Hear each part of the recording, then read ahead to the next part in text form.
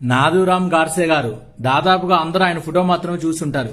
కానీ ఆయనకు ఉరిశిక్ష చేసే ముందు కోర్టుకు వచ్చారు. ఆ వీడియో ఒకసారి చూడండి.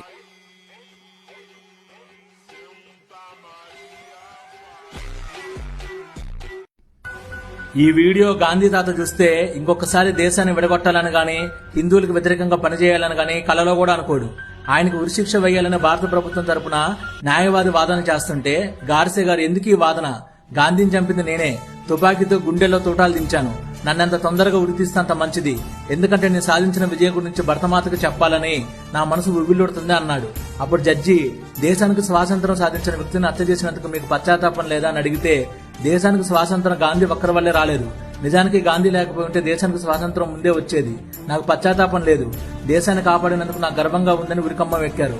నాకు బాధ అనిపించే విషయం ఏంటంటే, భారతదేశాన్ని కాపాడిన వ్యక్తిని ఉరి తీయాలని భారత ప్రభుత్వమే కోరడం, ఆ భారత ప్రభుత్వమే ఉరి తీయడం. బహుశా ఏ దేశ భక్తుడికి ఇలా జరగదు, ఒక్క భారతదేశంలో తప్ప.